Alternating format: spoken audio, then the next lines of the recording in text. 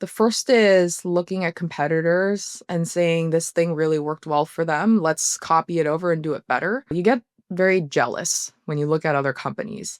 You hear about how well they're doing and then you think, let's copy it. A great example is during my time at Pinterest, we were trying to solve that onboarding problem that I was telling you about earlier, where Pinterest does require a bit of a shift in understanding on how to use the product because you go from local file storage, saving images, to doing it on the web and having it be more of a social experience. And how do you best articulate that value? How do you best articulate that understanding to new customers?